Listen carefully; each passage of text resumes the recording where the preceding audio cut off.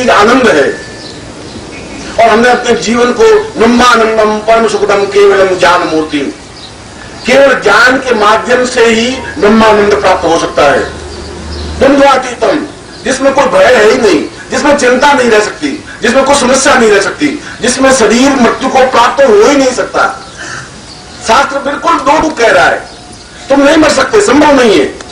तुम्हारी मृत्यु होनी, कोई मृत्यु तुम्हारे बीच में खड़ी हो नहीं सकती, मगर तुम्हारे पास आनंद रूपी हथियार होना चाहिए, आनंद होना चाहिए, एक क्षमता होनी चाहिए, तुम्हारे चित्त में समस्त महान व्यक्तित्व होना चाहिए। और वह है मतलब तुम उस मानसरोवर किनारे खड़ा किया है, क्योंकि मैंने उस मानसरोवर में सैकड़ों बार डुबकी लगाई है, मैंने उस समुद्र में छलांग लगाई है। मैंने अभी उदाहरण दिया कि जब मैंने नहीं सूखी तो घर वाले मेरे से परेशान, माँ परेशान, बाप परेशान, भाई परेशान, मेरे चाचा परेशान। घर वाले कहे तुम पागल है, तू ये जो ज्योतिष का काम मैं सिखा दूंगा, तुमने घर में रोटी खा, ये क्या तकलीफ, ये सन्यासी बनने की क्या दुख है। और मैं समझ रहा था कि इससे जीवन नहीं चल सकता, इस जीवन का मकसद, इसलिए मेरा जन्म हुआ ही नहीं है। ऐसे में घिसा पिटा ब्राह्मण बनकर के जिंदा नहीं रहना चाहता। मैं जिंदा रहूंगा तो अपने केवल के साथ जिंदा रहूंगा, अंत खत्म हो जाऊंगा। और हुआ भी, हुआ यह कि 8, 9, 10 साल में घर में नहीं पहुंचा, न कोई पत्र मिला, न घर में समाचार मिला, तो पिताजी बहुत दुखी, बहुत व्यथित। तो मैं फिर उस नाता जोड़ा तो फिर मैं दुखी विचलित हो जाऊंगा। फिर पिताजी कहे तेरी पत्नी बहुत सीरियस है, तू जल्दी आ, फिर वही घटना घटेगी। और जब 10 साल घर में नहीं गया, पिताजी ने सोचा कि लड़का तो खत्म हो गया होगा। इतने हिंसक उसमें बसें थी नहीं, कोई ट्रेनें थी नहीं, इतनी बद्रीनाथ जाने के लिए बस तो सीधी पहुंचती नहीं थी। उन जंगलों को बिल्कुल पगडंडियों को पार करते हुए जहां पग पग पर हिंसक पशु थे, और उन गुफाओं में जाकर के वो साधु रहते थे जैसे जंगली जानवर रहते हैं, वहां पे जाना और उनसे ज्ञान प्राप्त करना कोई आसान काम नहीं था। और उन्होंने 8-9 साल बाद मेरा श्राद्ध कर दिया कि लड़का जीवित है ही नहीं, हो ही नहीं सकता, संभव नहीं। इसलिए मृत्यु को तो मैंने बहुत निकटता से देखा है, मृत्यु से मुझे भयभीत है ही नहीं, मृत्यु मेरा कुछ अहित कर ही नहीं सकती। मैं तुम्हें भी वही सिखा रहा हूं, जो कुछ मैंने सीखा है वह तुम्हें सिखा रहा हूं। मैंने जो कुछ पढ़ा है वो सिखा नहीं रहा हूं, जो कुछ देखा है वो सिखाने की कोशिश कर रहा हूं। इसलिए मेरी बात में ताकत है, क्षमता है, वजन है। मैं केवल ऐसी बात की जो शास्त्र में लिखी वो नहीं सुना रहा हूं। पहले मैं शास्त्र को देखता हूं, पढ़ता हूं, अध्ययन करता हूं, उसको मैं अपने हृदय में उतारता हूं। और अगर साधना के माध्यम से सिद्धि है और अगर मुझे सिद्धियां मिल सकती है तो गारंटी के साथ तुम्हें सिद्धियां मिल सकती है, हर हाल को सिद्धियां मिल सकती है। क्योंकि मैंने उन देवी देवताओं के साक्षात दर्शन किए, हर क्षण दर्शन कर सकता हूं। मैं अपने सूक्ष्म शरीर से और पूरे शरीर के साथ सिद्धाश्रम में किसी भी क्षण जा सकता हूं, और अगर मैं जा सकता हूं फिर आप लोग भी जा सकते हैं।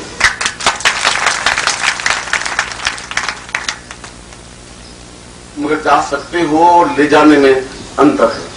इसीलिए मेरा पहला प्रारंभिक परिचय मैंने एक नए ढंग से दिया और पहली बार दिया। इससे पहले प्रवचन आपके सामने कई बार किया, कई बार अपने मन की दर्द की, दुख की व्यथा भी कही। कई बार मैंने कहा कि मैं तुम्हारा गुरु हूं और केवल सामान्य गुरु नहीं हूं। जो तुम चीज मेरे पास लेके आते हो कि लड़की की शादी नहीं हुई और मेरे पास पैसा नहीं आया, मैं वह एक तो तुम्हारे परिवार का एक मुखिया हूं और उस दृष्टि से तुम्हारा कहने का फर्ज है। मगर इसके अलावा भी बहुत कुछ चीज है जो तुम्हें सीखनी है, उस आनंद को प्राप्त करना है। और अगर वो आनंद को प्राप्त कर सकोगे तो तुम जीवन में उन स्थितियों को देख सकोगे, शरीर में देख सकोगे, और पूर्ण तुम पे गर्व कर सकेंगे, एहसास कर सकेंगे कि हमने एक अपने पुत्र को पैदा किया जिसने अपने जीवन में सिद्धांत और सिद्धा समझा सका, और तुम जा सकती हो। कल भी अपने प्रवचन में कह रहा था कि अगर तुम देखो तो तांत्रिक सम्मेलन को देखो, तुम्हें देखना चाहिए जीवन में, उन क्षणों को जिंदा रहना चाहिए, जीवित रहना चाहिए, एहसास करना चाहिए जीवन में तंत्र क्या है या मंत्र क्या है, साधना क्या है, पद्धतियां क्या है, गुरु क्या है और चेतना क्या है। और इसीलिए मैंने केवल पोथियों में पढ़ करके कि सिद्धाश्रम एक इतना रमणीय स्थान है ऐसा मैंने आपको वर्णन नहीं किया, इससे पहले कभी नहीं कहा।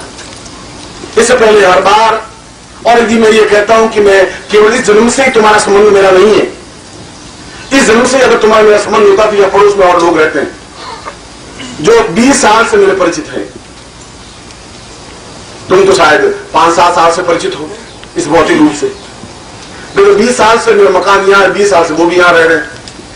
न मैं उनको ज्ञान दे सका, न मुझसे ज्ञान प्राप्त कर पा रहे हैं, न कर सकेंगे, क्योंकि उनका मेरा संबंध पूर्वजन्म का है ही नहीं। है नहीं तो ना वो आ सकेंगे ना मैं समझा सकूंगा। और तुम हैदराबाद से और तुम मद्रास से और तुम कलकत्ता से और वाराणसी से दौड़ के आओगे, इसलिए आ रहे हो तुम्हारा मेरे पूर्वजन्म के संबंध है, उसको तुम मिटा नहीं सकते, तोड़ नहीं सकते, दूर नहीं कर सकते। दुख की बात यह है कि तुम्हारे पास में दृष्टि नहीं है पूरे जीवन को देखने की। और दुख की बात यह है कि तुम गुरु की आंखों से भी अपने पूरे जीवन को नहीं देख पा रहे हो। जब गुरु कह रहा है कि तुम्हारी स्थिति मेरी जीवन की पिछले 25 साल और 25 जन्मों का संबंध है, जन्म है, तो फिर उन संबंधों को तुम तोड़ कैसे सकते हो? तो मुझे एक तरफ धकेल तो सकते हो, एक तरफ जो तुम्हें मुझे कह तो करके रख सकते हो। एक पूरे जंगल में विचरण करने वाला, पूरा जंगल प्रांत में घूमने के लिए तो मुझे केवल कैद करके एक छोटे से मकान में कैद करके तो रख दिया है, जहां मैं अपनी मस्ती से गति से पूरे आकाश मार्ग से विचरण कर सकता था, वहां से तुमने मुझे रोक करके छोटी सी कार में कैद करके तो रख दिया है। यहां तक तो तुम मुझे कर सके हो, मगर मेरे जीवन में प्राणों को और शिष्यों को जो कुछ चेतना दे सकता हूं, उसमें मुझे कोई आने वाली पीढ़ियां और आने वाली बाधक और देवी देवता मुझे रोक नहीं सकते। ये गारंटी की बात। आप उस व्यक्ति के दर्द की और दुख की कल्पना कर सकते हैं कि जो पूरे हिमालय में विचरण करता हुआ आनंद ले रहा था, वो केवल जोत में सिमट करके रह गया। आप कल्पना कर सकते हैं वो कितना दुखी होगा। जो आकाश मार्ग से एक स्थान से दूसरे स्थान में जाने में उसको कुछ क्षण लगते थे, वो एक छोटी सी कार में सिमट करके रह गया है। और तुम समझ रहे हो कि गुरु जी बहुत संपन्न और बहुत सुखी है। ये मेरे जीवन का जहां अगर भौतिक सुख है, वो बहुत न्यूनता की स्थिति में खड़ा हुआ। ये मेरे लिए कोई साधन नहीं है, तुच्छ है, इसका कोई महत्व मूल्य मेरे जीवन में नहीं है। मैंने उनको महत्व दिया ही नहीं है। मैं तो ये दिखा देना चाहता था, मैं दिखा देना चाहता था कि गुरु संपन्न हो सकता है, दरिद्री गुरु नहीं हो सकता, और दरिद्री गुरु का शिष्य बनने से ज्यादा दुर्भाग्य जीवन में कुछ नहीं हो सकता। मैं तुम्हें कल प्रेम की परिभाषा भी सिखा रहा था। मैं तुम्हें समझा रहा था संपन्न होना भी जीवन का एक आवश्यक तत्व है। जीवन में कार भी होनी चाहिए, पत्नी भी होनी चाहिए, पुत्र भी होने चाहिए, बंधु बाने होने चाहिए, संबंध रिश्तेदार होने चाहिए, मगर साथ ही साथ जीवन में विद्याएं भी होनी चाहिए, जीवन में सुख भी होना चाहिए, जीवन में गुरु भी होना चाहिए। और तुम्हारा सौभाग्य है कि तुम दौड़ करके कभी भी गुरु के पास पहुंच सकते हो। और मुझे गुरु ने धकेल करके उन लोगों के बीच में खड़ा कर दिया है जिनको 20 बार समझाता हूँ, 30 बार फिर मुझे गाली मिल जाती है, फिर मेरी आलोचना मिल जाती है। फिर कहते हैं गुरु जी ये नहीं, ऐसा तो नहीं, ऐसा होगा, आपने गुरु जी ऐसा नहीं किया, ऐसा किया। तुम्हारे चित्त पर से वो मलिनता जब तक दूर नहीं होगी, और तब तक मैं तुम्हारे साक्षी भाव में बीच में खड़ा हूं। और इसीलिए अमृत महोत्सव पर्व पर मैं तुम्हें अपना संदेश, अपने जीवन का संदेश, अपनी चेतना का संदेश देने के लिए बुलाया है। और इस बात को समझाने के लिए बुलाया है कि तुम्हें एक क्षण भी खोने की जरूरत नहीं है। इसलिए खोने की जरूरत नहीं है, तुमने अपने जीवन का बहुत बड़ा हिस्सा पार कर लिया है। तुमने जिंदगी के 40 साल पार कर लिए, 45 साल पार कर लिए, 50 साल पार कर लिए, सफेद बाल हो गए तुम्हारे शरीर को झुर्रियां होने लग गई हैं, तुम्हारे पैरों में शिथिलता आने लग गई है, तुम्हारे चाल में लड़खड़ाहट आने लग गई है, ऐसी स्थिति आने लग गई है।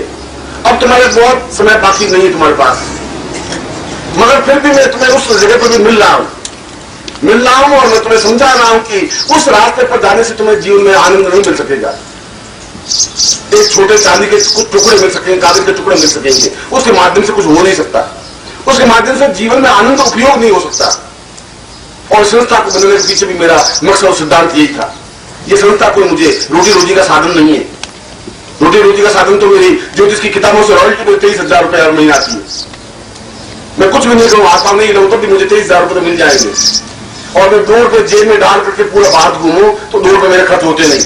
रोटी कोई शिष्य खिला देता है, कपड़े कोई शिष्य पहना देता है, किसी मकान में रह जाता हूँ, खर्च मेरा होता ही नहीं। 2 रुपए वापिस 2 साल बाद ही घूम के आऊंगा, 2 रुपए जेब में रहेंगे, खर्च में रहे ही नहीं।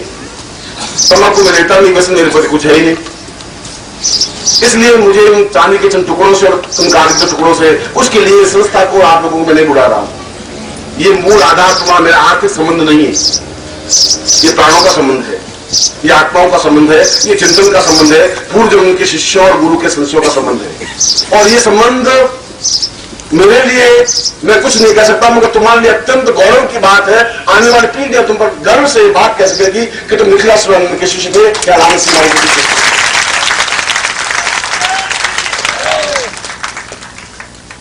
और अगर तुम्हें भरोसा नहीं हो तो मैं तुम्हें सौगंध देकर कहता हूं, तुम्हें तांत्रिक सम्मेलन में जाना चाहिए और उनमें से 5-10 उच्च कोटि के योगी तंत्र का मतलब सब कोई खप्पर पहने हुए नहीं है, योगी भी है, सन्यासी भी है। उन 10 योगियों के बीच में से कहिए कि वो जो मंच में बैठा है वे गुरु ने दीक्षा ली है उनसे, तो क्रोध लाड़ कर कहेगा गर्म फूटी दिमाग खराब तुम्हारा, वो तो दीक्षा देगा, ठोकर मारेगा, बात मत करना, बहुत गुस्से वाला आदमी है, तुम आगे पहुंचने वाले 300 साल तुम्हें लगेंगे। विश्वास नहीं करेगा कि तुम्हें दीक्षा भी दे चुका है ये आदमी, इतना विश्वास नहीं करेगा। इससे ज्यादा गर्व की बात हुआ जिंदगी में और वो भी क्या।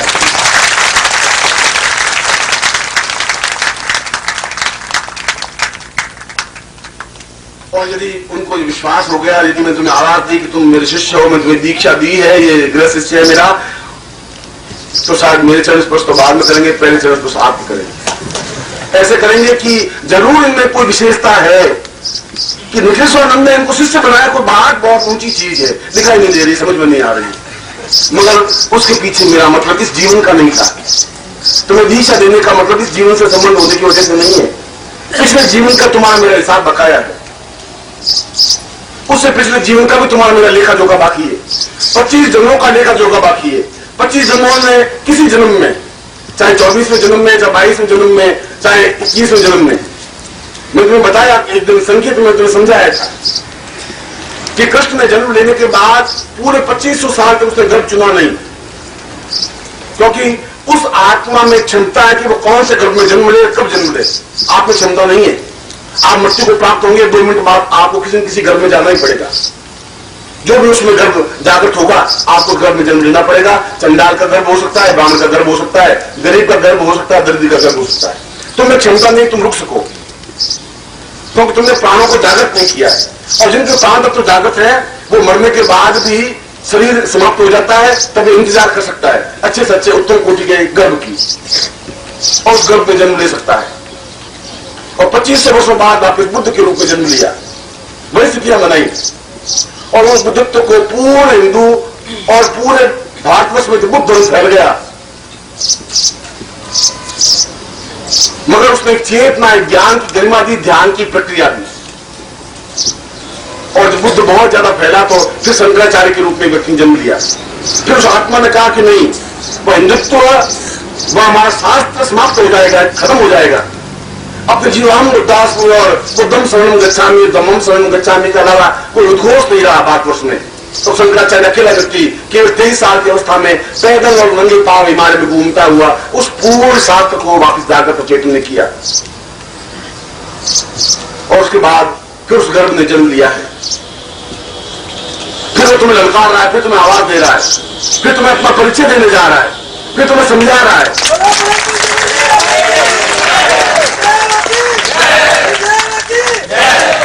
हो सकता है कि ऐसी बात जिसने भी कही है उसने गालियां खाई है, कृष्ण ने भी खाई है, बुद्ध ने भी खाई है, शंकराचार्य ने भी खाई है,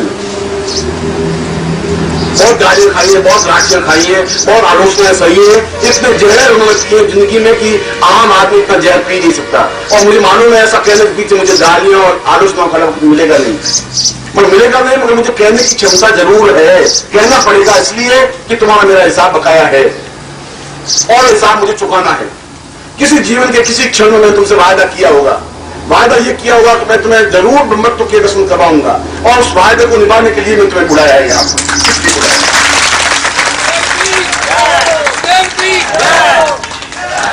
और तब तक बुलाता रहूंगा जब तक तुम पूर्ण रूप से ब्रह्मत्व को प्राप्त नहीं कर लोगे। मैंने पिछले प्रवचन में भी साफ साफ कहा था, मैं अकेला सिद्धाश्रम जाना भी नहीं चाहता। सिद्धाश्रम मेरे लिए कोई बहुत महान घटना नहीं बनी हुई है, उन योगियों के लिए बहुत महान अद्वितीय चीज होगी। मैंने सिद्धाश्रम को बहुत एक सामान्य घटना मेरी जिंदगी में बनाकर रखी है कि मैं जिस क्षण जाऊं, जिस रूप में जाऊं, सिद्धाश्रम को बदल सकता हूं, बदला हूं, उसके सारे परिवर्तन प्रक्रिया को बदला है, क्योंकि वहां भी उसी तेवर के साथ मैं जिंदा रहा हूं। वहां पर ऐसा लुंज पुंज में जिंदा नहीं रह सकता, मैं मरा हुआ जिंदा नहीं रह सकता। ऐसा जो आम सन्यासी और आम योगी 20-20 साल से आगे बंद किए मंत्र जाप करता ब्रह्म, ऐसा मैं नहीं कर सकता। मेरे लिए बस की बात नहीं। मैं खिलखिलाहट में जिंदा रखता हूँ, विश्वास मुस्कुराहट में भी जिंदा रखता हूँ। मैं रहूंगा तो अपने दर्द के साथ जिंदा रहूंगा। मैं कहूंगा तुम इस प्रकार 20 साल बैठे रहने से क्या होगा तुम्हारा, ये सिद्धाश्रम है ही नहीं। इससे तुम्हारा संस्थान बहुत ज्यादा अच्छा है, तुम सब कोठड़ियां तो बनी हुई है जहां आदमी बैठ सकता है। तो तुम कैसे आदमी हो, मैं जो कुछ हो मैं 2 टूक कहने के लिए आया हूँ, तुम्हें भी मैं 2 टूक कहूंगा, क्योंकि कहना मेरा धर्म है, कर्तव्य है, और मैंने बदला। गालियां भी मिली, आलोचना भी मिली, वो तो मिलेगी, वो मेरे साथ पैदा हुई। मैं मां के गर्भ से अकेला पैदा नहीं हुआ, बाधाएं, परेशानियां, अड़चनें, कठिनाइयां, 4-5 बहनें एक साथ मेरे पैदा हुई और मैं बड़ा होता गया, वे मेरे साथ बड़ी होती गई। जब भी 2 मिनट बात आ जाए, आलोचना आ जाए, उसको उड़ना उड़ा के भेजो तो समस्या आ जाए।